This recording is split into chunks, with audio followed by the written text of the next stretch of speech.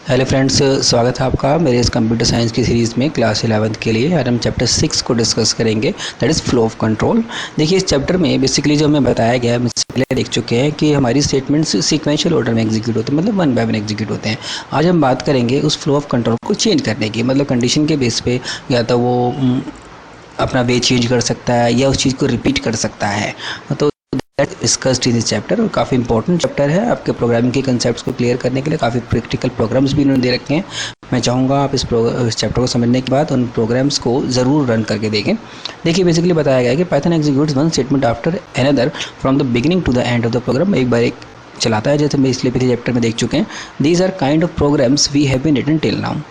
अब देखिए, लेकिन नेचुरली ऐसा नहीं होता है। आपको देखो, जैसे बताया स्कूल बस इस रूट से प्रॉपर वे में चलती जा रही है, ऐसा नहीं होता। डिसीजन के बेक पे वो रूट को अपना चेंज भी कर सकते हैं। मतलब आप कंजस्शन है तो यहाँ की बजाय यहाँ या और किसी रूट को पकड़ के जा सकते हैं। इसी के बारे में बात आगे करेंगे। The order of execution of the statements in a program is known as the flow of control. This flow of control can be implemented using control structure के थ्रू कर सकते हैं। इसमें हम देखो दो कर सकते हैं, सिलेक्शन और रिपीटिशन। सिलेक्शन इफ एल्स से रिलेटेड होता है और जबकि रिपीटिशन लूपिंग से रिलेटेड होता है। देखिए, पहले बहुत छोटा तो प्रोग्राम दिया है, दो नंबर के बीच डिफरेंस निकालने का। नंबर दो यूजर ने एंटर करे हैं, नंबर और num2 में इंटीजर में कन्वर्ट कराया ताकि हम कैलकुलेशंस परफॉर्म कर सके। दोनों का डिफरेंस निकाला और डिस्प्ले करवा दिया। देखिए 5 और 7 सपोज यूजर ने एंटर कर दिया, अगर हम देखें तो यह नेगेटिव आ रहा है हमारा। इसको ठीक करने के लिए आगे इन्होंने देखो प्रोसीजर बताया पूरा। यहाँ देखिए फ्लो चार्ट को पहले ध्यान से समझिए। Flow chart depicting the decision making. देखिए मतलब स्टार्ट किया, दो नंबर यूजर से एंटर करवाया, that is the new thing. अगर वो नंबर 1 बड़ा है नंबर 2 से, तो उस केस में हम क्या करेंगे, नंबर 1 में से नंबर 2 घटा के प्रिंट कर देंगे, कोई दिक्कत ही नहीं है। लेकिन अगर ऐसा नहीं है, दैट मीन्स नंबर 2 बड़ा होगा। अगर नंबर 2 बड़ा है तो नंबर 2 में से नंबर 1 को घटाएंगे ताकि रिजल्ट हमारा हमेशा पॉजिटिव ही आए। ठीक है, तो इसके बारे में बात कर रहा है। मान लो सपोज तुम किसी बैंक किसी जाते हैं शॉप पे 10 रुपये का पेन खरीदने के लिए, तुम देखते हैं तो वैरायटी बहुत सारी में दिखाता है वो अलग अलग पेन्स की। हम उसके बेस पे डिसीजन लेते हैं कि हमें कौन सा खरीदना है। इसी तरीके से मालूम करते जा रहे हैं तो एक पाथ चूज़ करते हैं, लेस क्राउडेड एरिया को चूज़ करते हैं ताकि हम जल्दी पहुँच पाएँ शॉर्टर डिस्टेंस में। इन programming this concept of decision making, जो हम डिसीजन ले रहे हैं कि भाई कौन सा हमें चूज़ करना है सिचुएशन के अकॉर्डिंग, और selection is implemented using the if else statement के थ्रू। प्रोग्राम बताया तो उसी के अकॉर्डिंग ये फ्लो चार्ट हमें दिखाया गया है। आगे देखते हैं इसको हम करने के लिए इफ स्टेटमेंट का जो हमारा सिंटैक्स होता है। देखिए if that is reserve keyword, यहाँ पर आगे कंडीशन लिखेंगे, कॉलन का सिंबल लगाएंगे, उसके बाद कॉरस्पॉन्डिंग स्टेटमेंट्स होती हैं। एक प्रोग्राम इन्होंने काफ़ी अच्छा बताया है। हमें ये चेक करना है किसी पर्सन को, कोई पर्सन हमारा एलिजिबल है या नहीं वोट के लिए। ऑब्वियसली अगर वो 18 से ज़्यादा का होगा तो वो एज के लिए वोट करने के लिए एलिजिबल होगा। देखिए प्रोग्राम क्या होगा, हमने ए यूज़र से एंटर करवाई इंटीजर में ताकि हम उसमें कैलकुलेशन परफॉर्म कर पाएँ। इफ़ स्टेटमेंट हमने लगाई, इफ़ के बाद देखिए दैट इज़ द कंडीशन, कि कंडीशन क्या है, अगर एज बड़ा है किससे या फिर बराबर है 18 के, तब प्रिंट होगा एलिजिबल टू वोट। ठीक है, that is the condition, that is the if statement and that is the statement जो इसके बाद एग्जीक्यूट होंगे। मल्टीपल भी हो सकते हैं, लेकिन यहाँ हमारी नीड एक ही है। देखिए इंडेंटिंग का ध्यान रखिए, इसके बाद यहाँ पे गैप देके इसने इसे प्रिंट करवाया है। अगर मान लो हमें एक कंडीशन के बेस पे, मान लो ये कंडीशन फॉल्स है, सपोज ये इससे बड़ा या 18 से बड़ा नहीं, मतलब उसकी एज सपोज 15 या 16 है या उससे कम की है, तो वो नॉट एलिजिबल टू वोट होगा। उसको प्रिंट करवाने के लिए हमें एल्स स्टेटमेंट का इस्तेमाल करना पड़ता है, that is if else combination, जिसको हम आगे देखेंगे। इसका देखो सिंटैक्स ये होता है। इफ स्टेटमेंट एलजीडी चलती आ रही है, ऊपर में चलाई थी, सेम ही चलेगी। इसके साथ में कॉरस्पॉन्डिंग देखिए इसके इंडेंटिंग लेवल पे हम एल्स लिखेंगे, जिसके अंदर भी हमको स्टेटमेंट लिखेंगे। देखिए प्रोग्राम को हमने चेंज किया है, यहाँ तक का प्रोग्राम तो हमारा सेम है। ठीक है, अगर एलिजिबिलिटी को चेक करने के लिए हम देखा भाई 18 से बड़ा है तब तो एलिजिबिलिटी वोट है। अगर एल्स नहीं है, ऐसा एल्स का मतलब अगर ये कंडीशन ट्रू नहीं है, दैट मीन्स एल्स कंडीशन कब एग्जीक्यूट होगी, जब हमारी ये कंडीशन फॉल्स होगी। अगर ये कंडीशन ट्रू नहीं होगी तो वो एल्स में आएगा और ये मैसेज प्रिंट कर देगा नॉट एलिजिबल टू वोट। ठीक है, अब इसको कभी कभी क्या ज़रूरत होती है, बहुत बार चलाने की ज़रूरत होती है। एक सिर्फ कंडीशन एक नहीं, बहुत सारी कंडीशन के बारे में चेक करना होता है अल्टरनेट वेज में। तो उसके लिए हमें बनाया गया है if else statement, else if जिसे हम कहते हैं ELFI शॉर्ट फॉर्म में लिखा जाता है। देखिए इसको प्रैक्टिकली समझते हैं कि अगर मान लो program to print a positive difference of 2 numbers. ठीक है, इसमें देखिए दो से ही काम हो गया, हम 2 नंबर यूज़र एंटर करवाए और उसके बेस पे हमने अगर ये बड़ा है तब इसका डिफरेंस निकाल दिया। एल्स केस में यानी ये वाला बड़ा होगा तो हमने इसका डिफरेंस निकाल दिया, इससे प्रिंट करवा दिया, तो रिजल्ट आपको पॉजिटिव आ गया। लेकिन अगर हमें एल्स इफ का इस्तेमाल करना है मल्टीपल कंडीशन देने के लिए, तब हम देखिए इफ स्टेटमेंट के बाद कॉरस्पॉन्डिंग जितने हमारी ज़रूरत है उतने एल्स लगा सकते हैं। देखिए जैसे इस वाले केस में 2 लगा के दिखाए हैं, लेकिन जितने मर्जी हो सकते हैं। और सबसे लास्ट में एल्स तो होता ही है, तो इफ़ एल्स के बीच में हम एल्स इफ को लगा देते हैं। That is the multiple conditions check करें। कोई कंडीशन पहले यहाँ चेक होगी, अगर ये फॉल्स होगी फिर इसे चेक करेगा, अगर ये भी फॉल्स होगी फिर इसे चेक करेगा, और अदरवाइज ये सब के सब फॉल्स होगा तब एल्स तो एग्जीक्यूट कर ही देगा। इसको देखो प्रोग्राम को प्रैक्टिकली समझते हैं। Check whether a number is positive, negative और जीरो, 3 चीज़ चेक करनी है हमें। एक नंबर या पॉजिटिव है, नेगेटिव है या जीरो है। मान लो सपोज वो ग्रेटर देन जीरो है, that is the first condition. Number greater than zero है तो वो नंबर आपका पॉजिटिव होगा, ठीक है। अगर वो नंबर लेस देन जीरो है, एलसीएफ में हमने लगाया, तो नंबर इज नेगेटिव। अगर वो नंबर बड़ा भी नहीं है छोटा भी नहीं है यानी कि जीरो होगा, तो हमें कंडीशन चेक करने की जरूरत नहीं है। जो इनके बाद ये बचा that is number is zero, ठीक है। अब देखिए इसी तरीके से display the appropriate message as per the colour of is signal at the road crossing. Road crossing के टाइप में कलर ऑफ सिग्नल की वर्डिंग करना है। 3 कलर होते हैं आपको पता है, रेड, ग्रीन और येलो, ठीक है। आई थिंक ऑरेंज, हाँ ऑरेंज रहता है इसमें। तो देखिए पहले देखते हैं इफ़, मान लो दैट इज द कंडीशन। देखिए ध्यान से कि सिग्नल अगर आपका रेड है, स्मॉल में लिखा है यूज़र ने, या फिर आपका कैपिटल में लिखा है। इसके अंदर देखो सिग्नल में यूज़र से एंटर करवाया था, अगर ये सिग्नल उसने रेड कैपिटल में या रेड स्मॉल में लिखा है तब हम लिखेंगे प्रिंट मैसेज में स्टॉप। एल्सिफ में अगर सिग्नल उसने ऑरेंज या फिर ऑरेंज कैपिटल लिखा है तब हम लिखेंगे बी स्लो। इसका मतलब यही होता है। एल्सिफ एक और कंडीशन देंगे कि अगर मान लो ग्रीन है, ठीक है, तब गो। अब इसमें एल्स देने की ज़रूरत ही नहीं है क्योंकि सिग्नल 3 ही होते हैं, लेकिन ठीक है। If the first condition is false then the next condition is checked and so on. If one of the condition is true then the corresponding indented blocks execute, उसके अंदर के ब्लॉक एग्जीक्यूट होंगे और बाकी सब स्टेटमेंट टर्मिनेट हो जाएगा। Statement वहीं टर्मिनेट हो जाएगा। मान लो उसको सिग्नल यहाँ पे सीधा ही रेड मिल गया था तो यहीं पे एग्जीक्यूट करके एल्सिफ में जाएगा ही नहीं, सीधा प्रोग्राम एग्जीक्यूट हो जाएगा और ये सब चीज़ें स्किप हो जाएगी यहाँ तक कि ये वो बता रहा है। A program to create a simple calculator बनाना। देखिए मतलब अर्थमेटिक ऑपरेशन परफॉर्म करने के लिए these are the operations we have to perform, plus minus multiplication and division. पहले हमने यूजर से दोनों पर एंटर करवाएंगे, एक ऑपरेटर एंटर करवाएंगे, ठीक है। उसके अकॉर्डिंग डिस्प्ले करवाएंगे, उस पर डिफरेंस हम निकालेंगे। मान लो डिस्प्ले निकाला डिफरेंस, मल्टीप्लाई है तो मल्टीप्लाई, डिवीजन है डिवीजन। और एक चीज़ हमें ये चेक करनी पड़ेगी कि display enter number please enter a value other than zero. अगर मान लो सपोज यूज़र ने जीरो एंटर करवा दिया सेकंड वैल्यू में, तो डिवीजन परफॉर्म नहीं हो सकता, तो उस केस में डिवीजन में ये एरर दिखानी पड़ेगी हमें। प्रोग्राम देखते हैं कैसे बनेगा। यहाँ देखिए इसमें मान लो सपोज 2 नंबर यूजर से एंटर करवाया, हमने डेसिमल वैल्यू लेने के लिए यहाँ फ्लोट में कन्वर्ट किया ताकि पॉइंट वाली वैल्यू भी उसमें आ जाए, फ्रैक्शनल वैल्यूज़। अब हम ऑपरेटर एंटर करवाएंगे, भाई इन तीनों में से डालो कोई भी चारों में से, तो ओपी में आ गया। अब हम इफ़ कंडीशन में चेक कर रहे हैं कि अगर उसने प्लस किया तो नॉर्मल प्लस कर देंगे, अगर माइनस किया देखो माइनस में फिर दोबारा कंडीशन चेक करनी पड़ेगी कि वही चीज़ जो पहले हमने करी थी, अगर वैल्यू 1 है बड़ी वैल्यू 2 से तब तो नॉर्मल माइनस हो जाएगा। एल्स केस में उल्टा होगा, वैल्यू वेरिएबल 2 में से वैल्यू 2 में से 1 को माइनस किया जाएगा। एल्सिफ में अगर मान लो मल्टीप्लिकेशन किया तो मल्टीप्लिकेशन में कोई दिक्कत नहीं, same as it is print हो जाएगा मल्टीप्लाई होके।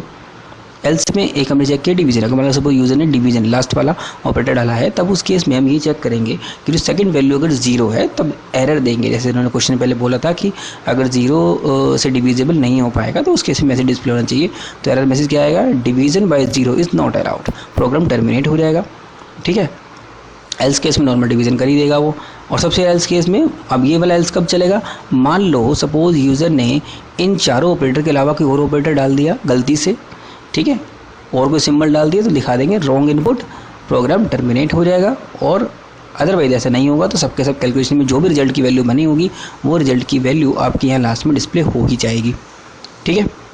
तो दैट इज़ आउटपुट। मान लो 2 नंबर डाले देखिए और डिवीजन ऑपरेटर डाला तो डिवाइड होके 84 को 4 से डिवाइड करेंगे तो 21 आपका आ जाएगा, ठीक है। तो ये इसमें मेन पॉइंट बताया गया है इस चैप्टर के अंदर। और आगे देखते हैं, we can have many levels of nested कर सकते हैं हम इफ एल्स में। जैसे हमने यहाँ पे भी एक नेस्टिंग करी थी, ये देखिए एक इफ़ के अंदर दूसरा इफ एल्स लगा दिया था। इंडेंटेशन जैसे आपको बताया था मैंने कि इंडेंटेशन देखिए ऐसे ज़रूरी है। जैसे यहाँ पे हमने देखो इंडेंटिंग करी थी, इसके बाद इसके अंदर आ रहा था, थोड़ा इंडेंट करके यहाँ से हमने गैप देके आगे बनाया था। यहाँ पे देखिए गैप देके आगे बनाया था, इसके अंदर है देखिए 2 बार गैप हमने दिया है। जनरली आप इसके लिए टैग की का इस्तेमाल करेंगे तो ज़्यादा बेटर रहेगा। देखते क्या बता रहा है, in most programming language the statements written a block are put inside curly brackets में लिखा जाता है। अगर पाइथन के अंदर ऐसा नहीं होता है। नेस्टेड ब्लॉक बनाने के लिए, नेस्टेड स्ट्रक्चर के लिए लीडिंग वाइट स्पेसिस, मतलब शुरू में हम वाइट स्पेसिस जनरली हम टैब के थ्रू लगा देते हैं। At the beginning of the statement is called the indentation. देखिए जैसे यहाँ पे इन्होंने वाइट स्पेसेस दिए थे स्टार्टिंग में, ये देखिए इट इज़ इंडेंटेशन, शुरू में जो गैप हमने दिया था हर एक में, देखिए यहाँ 2 बार दिया है क्योंकि इसके अंदर आ रहा है ये फर्दर लेवल पे, तो इसे इंडेंटिंग कहते हैं, समझने के लिए कौन सा ब्लॉक किसके अंदर आ रहा है। ठीक है, the interpreter checks indentations levels very strictly and throws up syntax error भी दिखा देगा अगर गलत होगी तो, if indentation is not correct. ठीक है, इसके लिए हम सिंगल टाइप का ही इस्तेमाल करते हैं। देखिए प्रोग्राम देखिए यहाँ पे एक अच्छा बताया गया, we are going to find the larger of the 2 pre specified numbers में से लार्जर नंबर निकालना है। मान लो सपोज 2 नंबर है 5 और 6, यूजर ने एंटर नहीं किया, प्री स्पेसिफाइड यानी फिक्स है, हमने ग्रेटर देन, अगर नंबर 1 बड़ा है नंबर 2 से तो नॉर्मल दिखा देंगे, first number is larger by, else case में second number is larger by हो जाएगा। ठीक है, देखिए इंडेंटिंग का ध्यान रखिए, देखिए ये ब्लॉक 1 था पूरा का पूरा, तो यहाँ पे आपका ये कंडीशन शुरू हुई थी, तो इसके बेस पे यहाँ पर इंडेंटिंग करके एक टैब बटन का आप इस्तेमाल कर लीजिए तो आगे आएगा। फिर जब ये वाला ब्लॉक खत्म हुआ तो हमने ये नया ब्लॉक शुरू किया, दैट इज़ द इफ़ का एल्स बन गया, इसके लेवल पे आएगा देखिए, फिर वही हमने टैब दिया और ये सेकंड ब्लॉक इट इज़ आपका प्रिंट हो जाएगा -5 और 6 में, तो ऑब्वियसली ये वाला बाय वाला सेकंड नंबर ही लार्जर है 5 और 6 में से, तो ये प्रिंट हो जाएगा। अब देखिए नेक्स्ट हम बात करते हैं रिपीटिशन की। रिपीटिशन का मतलब एक चीज़ को बार बार एग्जीक्यूट करवाना, जैसे कि मान लो पेमेंट ऑफ बिजली इलेक्ट्रिसिटी का बिल, आपको बिजली का बिल भरना है, वो बार बार हर महीने भरना पड़ता है। Life cycle of butterfly that involves 4 stages, आपने अगर साइंस में पढ़ा हो तो, बटरफ्लाइज के लेज eggs, turns into the caterpillar, becomes a pupa and finally matures at the butterfly। देखिए यहाँ पे इन्होंने इसमें दिखाई है, साइंस की टर्म बताई है कि मतलब एक चीज़ बार बार चलती है, दैट इज रिपीटिशन प्रोसेस। इससे ऐसे आया और फिर ये ऐसे रिपीट होता गया। This kind of repetition is also called the iteration. Iteration मतलब किसी चीज़ को बार बार चलाना। Repetition of a set of statements in a program is made possible using the looping structure के थ्रू पॉसिबल है।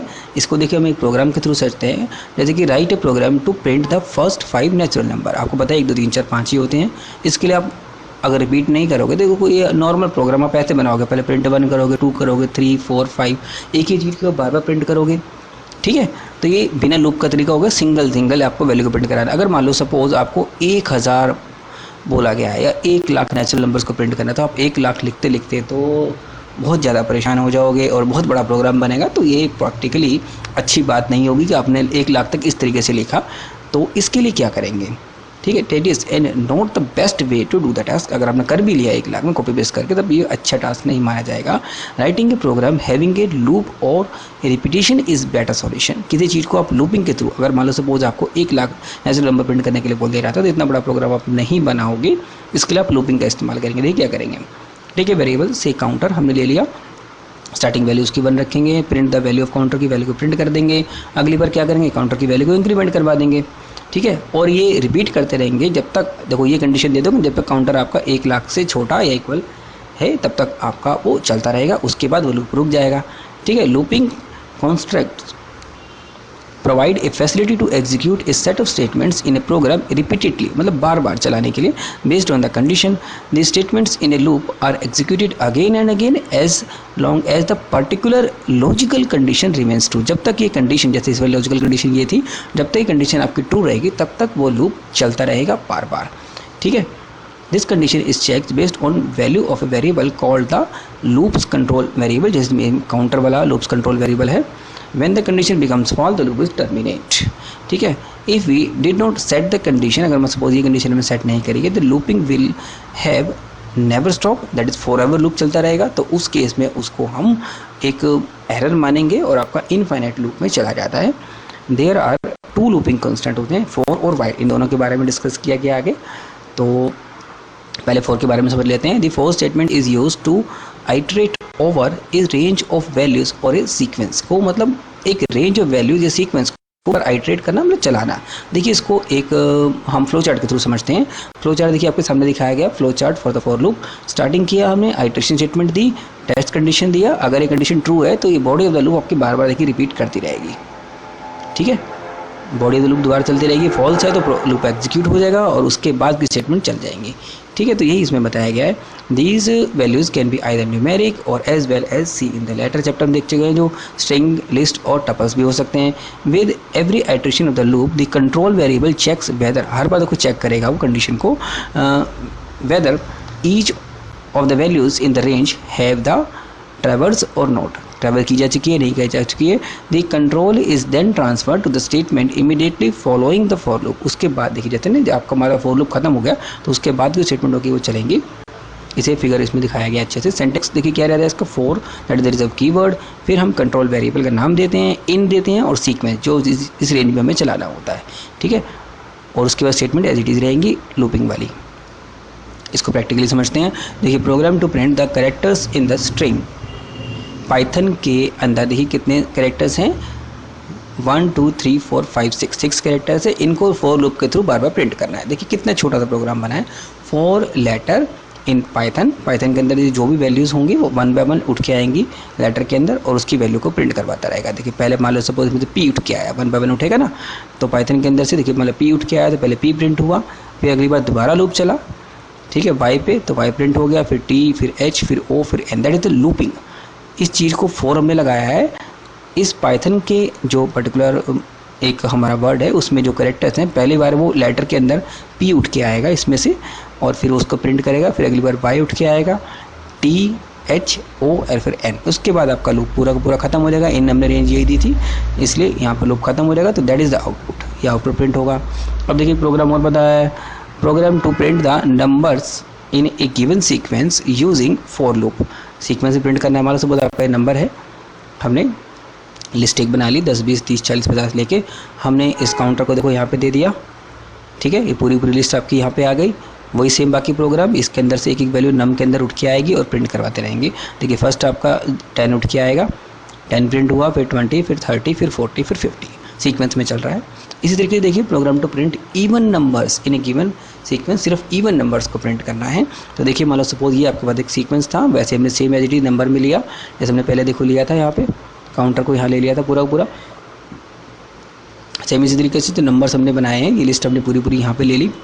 हमने क्या किया, नम में चलाया, 1 बाय 1 वैल्यू सारी उठ के आएंगी। अब क्या देखिए, अब हमने फॉर के अंदर इफ स्टेटमेंट लगा दी है, इंडेंटिंग ध्यान से देखिए, फॉर के अंदर है ये। अगर वो 2 से डिविजिबल है, इसको चेक करने के लिए हम रिमाइंडर ऑपरेटर यूज़ किया है। रिमाइंडर अगर हम 2 से निकालते हैं वो 0 है, that means it is divisible by 2, ठीक है, तब तो प्रिंट कर देंगे कि हाँ वो इवन नंबर है। इवन नंबर वही होते हैं जो 2 से डिविजिबल होते हैं, तो इसलिए वो प्रिंट कर देगा उसको। और एल्स केस तो बनाने की ज़रूरत ही नहीं है, क्योंकि हमें क्वेश्चन में बोला गया कि सिर्फ इवन नंबर को प्रिंट करवाना है, ठीक है, तो इसलिए हमने इवन नंबर निकाला, अगर वो है तो प्रिंट कर देगा।